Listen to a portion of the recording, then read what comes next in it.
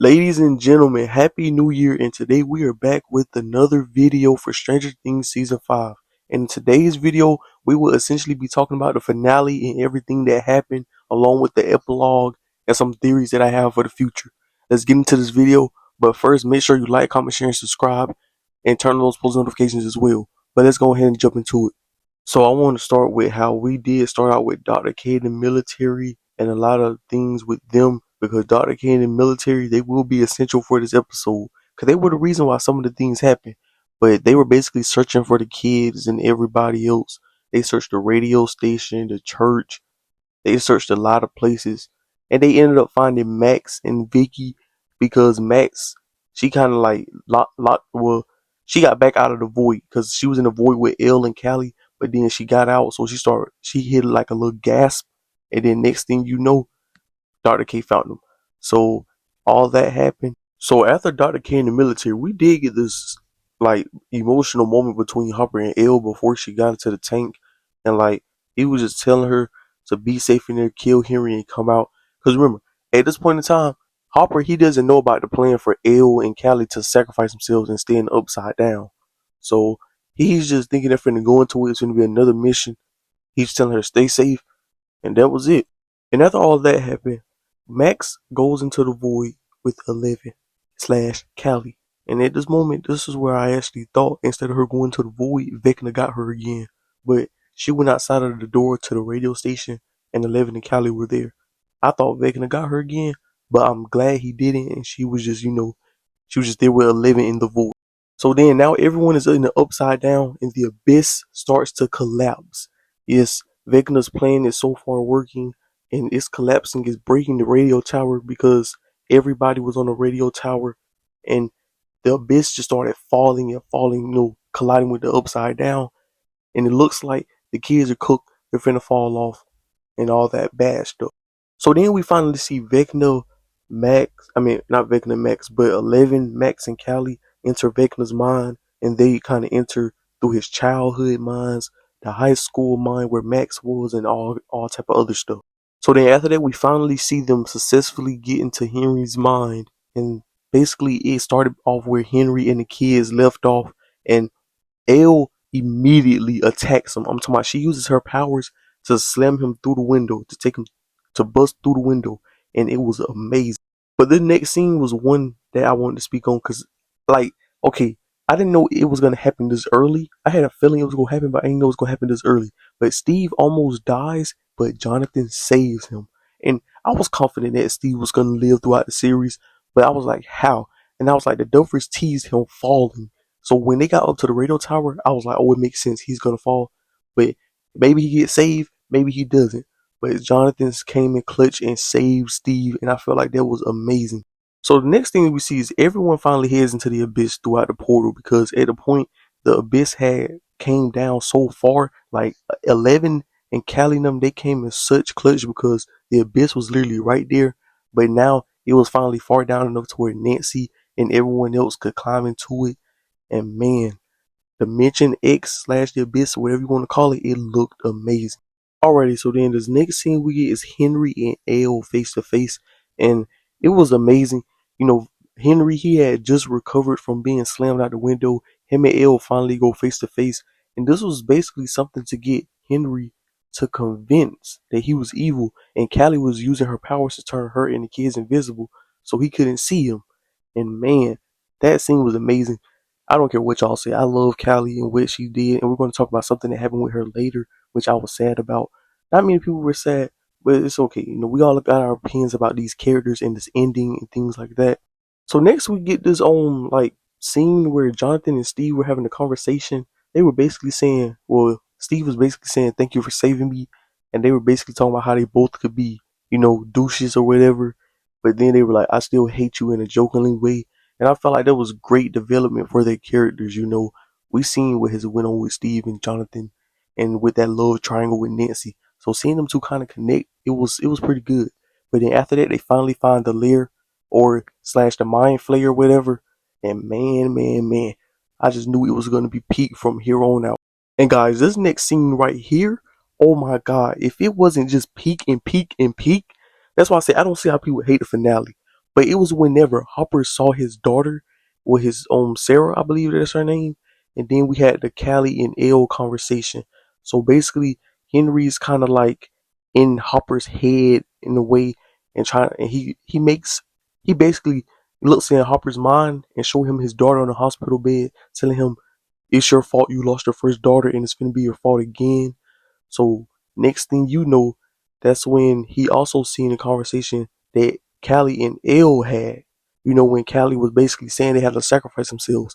So Vecna showed him all of this and he just ain't know what to do. So next, Vecna finally showed himself to Hopper. And as soon as he shows himself, Hopper just shoots him. But it was an illusion. For the whole time, it was just fake. Next thing you know, Hopper actually shot Elle while she was in the tank.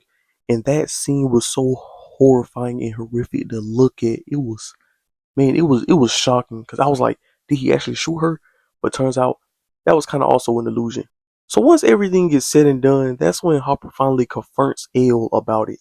That's when he's like, I know what you're planning on to do.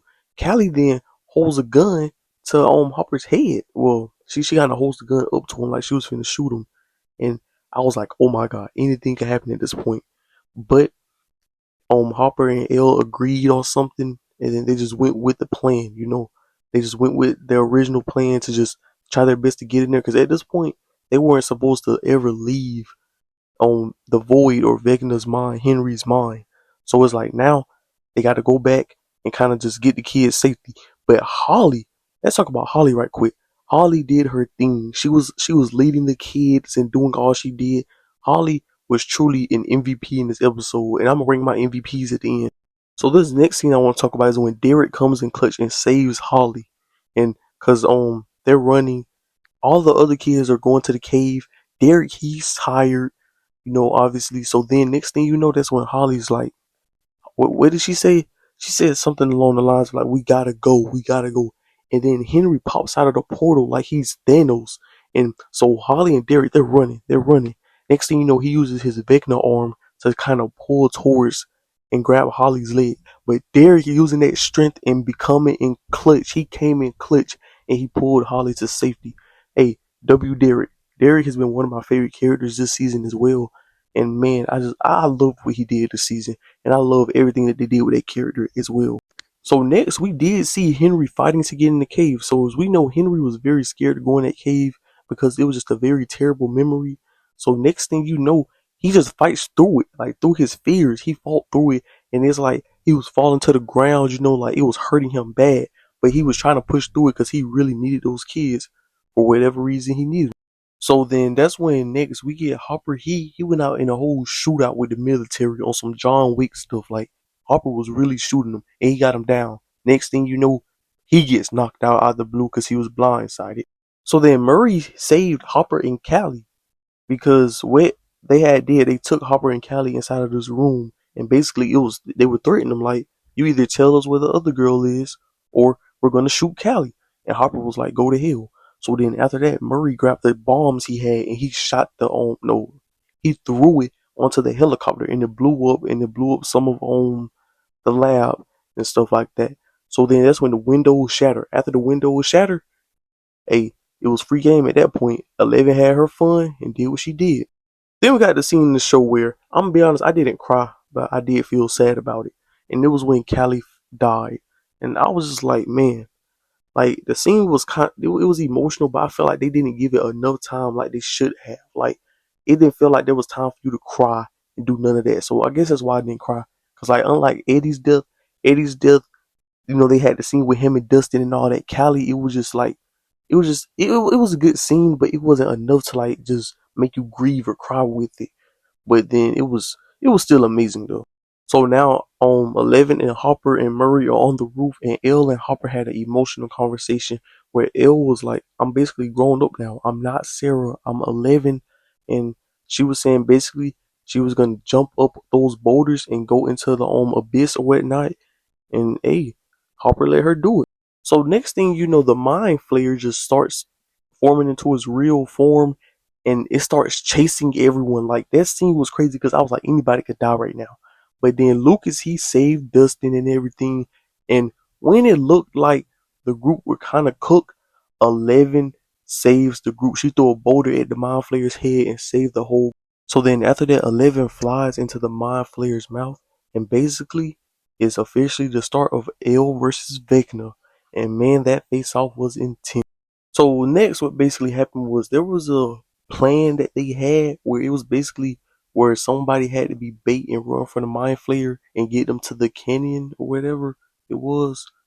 But Nancy was basically the bait. Nancy had to run from her own Mind Flayer, and when it looked like she was finna be eaten, boy, Robin and Jonathan saved her with what they call it is like when they put the fire inside the bottle and throw it at them, but they saved them with a bunch of fire and everything. And that scene was beautiful. I love the colors and everything of that scene. So then once it's all said and done and things like that, and it looks like basically 11 was finna be cooked, Will taps into the hive mind and uses his powers one last time to help 11 get the advantage on Vecna, because it looked like he was finna get the advantage on her. But that's when Will came in clutch and did his thing, and 11 pierced him through one of the tooths of the Mind Flayer thing. So it's finally over, I guess. So for some reason, this scene right here, I don't know why, but I got so turned up during this scene. Like when this scene happened, man, I'm like, oh my god. Like I just felt like I wanted to get in there and fight. But it was whenever Joyce was ripping Vecna's head off with an axe, and it showed everybody and all the struggles that Henry put them through and things like that. And that's when Joyce finally gets that last chop, and then it was finally over. So now everybody is safe and going back, and the bombs are set off at Hawkins' lab and everything. And when it looks like it's all over, they go out the portal that they came into from downtown Hawkins, and the military is right there waiting on them, and the military catches them. I'm like, we just got out of this. I'm thinking it's over. I forgot about Dr. K and her scheme. So then after the military catches them, they got everybody out. That's when it's like, where's L? You look up at the portal, 11 is right there ready to sacrifice herself, and I was like, oh my god, no way they're gonna do it. 11, well, Mike, he runs after L, and then L puts him into the void, and they have a heartfelt conversation about everything. Then they had a little kiss and whatnot. So then after that, 11 sacrifices herself, and man, the song track and everything was just perfect. I'm like, oh my god, they played Purple Rain by Prince. They played a lot of like 3 great songs during it, like the ending scenes, and I was just like, oh my god. Now I didn't believe it because I'm thinking like this sacrifice could be like a thing where like they kind of pump fake us, kind of with Hopper. So I'm like, man, I'm like, I don't know if I should believe it. So then next thing you know, the upside down and everything is destroyed, along with L supposedly at this moment. Now after that, it was how long it was? I believe it said 18 months later. It shows the epilogue. Now I'm going to talk about the epilogue in a separate video, so stay tuned for that. But if you did like this little summary of Volume 2, the finale, Stranger Things Season 5, like, comment, share, subscribe on this video, and I will see you guys on the next one.